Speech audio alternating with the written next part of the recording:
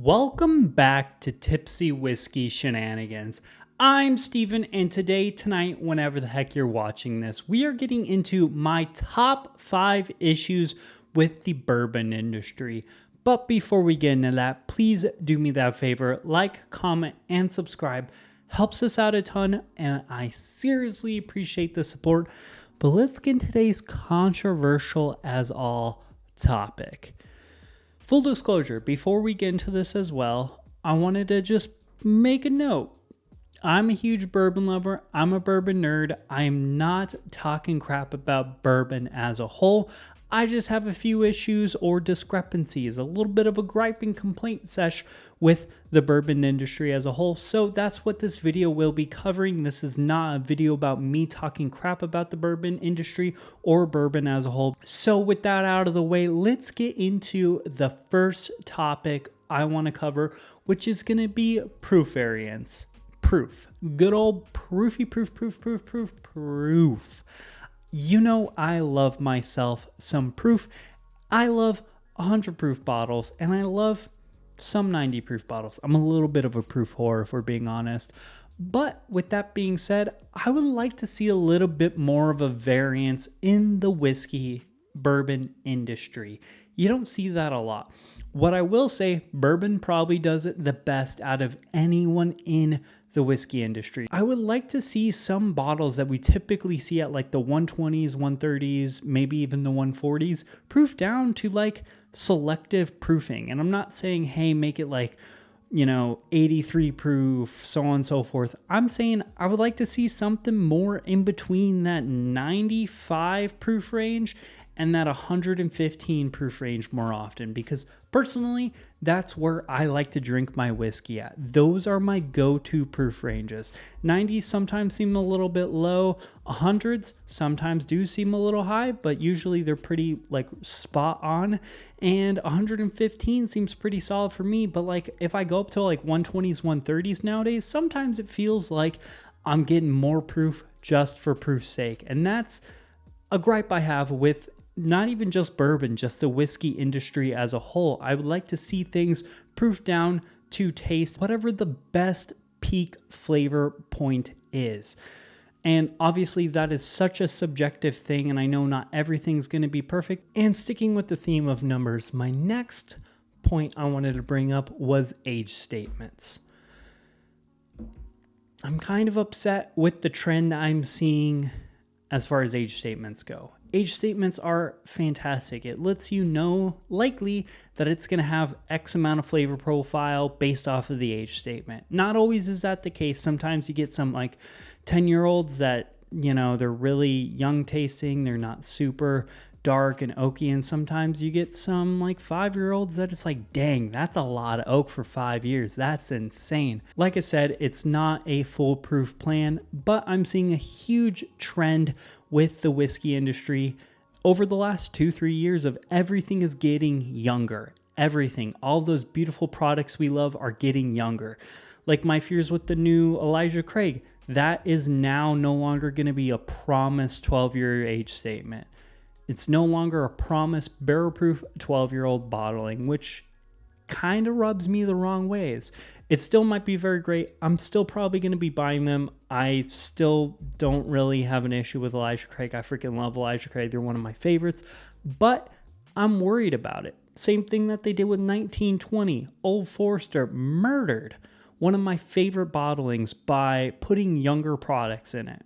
Again, that wasn't an age-stated bottle, but you can definitely tell off of the product that once they changed the branding, it changed the actual like quality of the whiskey inside. There's more youthful notes, a little bit more heat for heat's sake as well. Like it's just not a copacetic product like it used to be. And it used to be one of the greatest products out there. So I'm having a huge issue with a lot of the younger age statements out there, and everything out there on the shelves is like 4 to 6 years old. I would love to see some more products with higher age statements, maybe release a little bit less of a product if you need to age it up a little bit longer. Like don't release booty products just because you have to release products. I'd like to see something, instead of getting younger, maybe products should be getting better.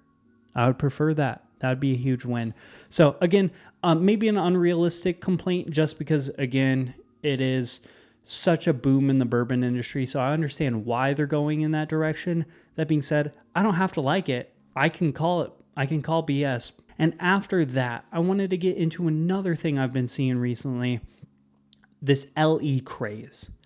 And I'm not saying an issue from the consumer side. It's not a consumer side where we're hyping things up too much. Like, hype is hype. Hype is going to be hype. I don't care about that. Hunting's going to be hunting. Hunting will always be a thing. My issue nowadays is I'm finding so many limited editions, limited releases, hard to find products are kind of booty. They're not what they used to be. Why are we releasing $150 bourbons and whatnot that aren't really good? So many companies out there are releasing limited editions that just don't fit the bill of a limited edition. Or some high proof, let's put it in a box, put a giant price tag on it, and then it ends up just being like, eh.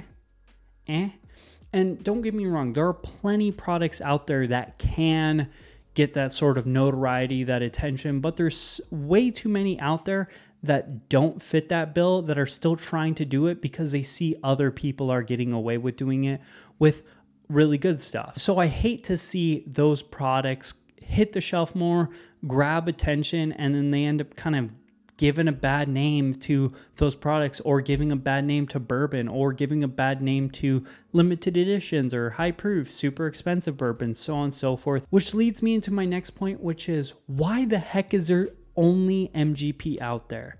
There are so many new brands out on the market, which gives me a lot of hope for the bourbon industry. I love seeing things grow. I love seeing things get bigger and bigger, become more available. I love seeing new products. Even though I'm complaining about this, I love seeing brands like Penelope maybe reaching my, world, because I think Penelope is really good. I've had a lot of samples and I think they're freaking ridiculous. They're one of the 10 really good MGP blenders out there. That being said, there are so many new brands that are popping out, and they're all sourcing from MGP. If you're going to start a new brand, do not source from the same exact freaking juice that everyone else is. Like, there are so many brands out there that have almost the same exact juice out there. It's just maybe blended a little bit different, maybe different kinds of branding, and the price variances on them are insane. You can find cash strength MGP all the way from like $49.99 to like the freaking moon, depending on who's branding it and what brands are on it, and how cool of a box did it go into.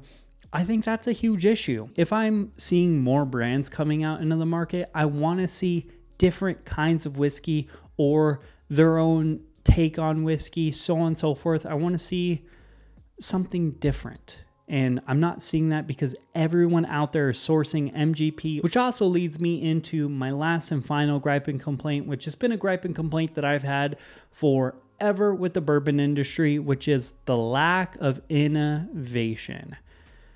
You don't see too much wild, crazy, fun stuff going on in the bourbon industry. And that could just be because of the way bourbon is legally written and the fact that it's been around for so long that we've already kind of tested the waters and we know what works and what doesn't work.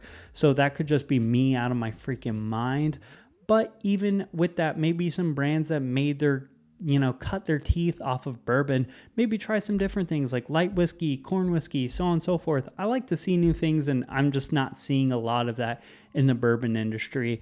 And, finished whiskey, give that a try, but don't do it wrong. I'm starting to see a lot of brands just kind of capitalizing on finished whiskey as a whole, and they're doing it poorly, and I'm just not pro that. But like for certain things like Penelope Rio or whatever, I just recently had a sample. That was fantastic. One of the best finished MGP bourbons I've had in a hot minute. So if you're gonna innovate like that. That being said, that is a wrap for today's video.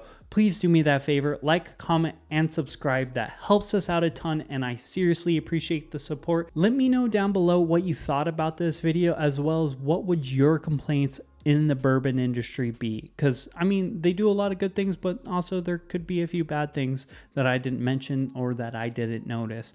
As well as check out the Facebook, Instagram, and the Patreon. Again, links for all that stuff are down there below. That's a wrap for today's video. Cheers, y'all. We'll see you later.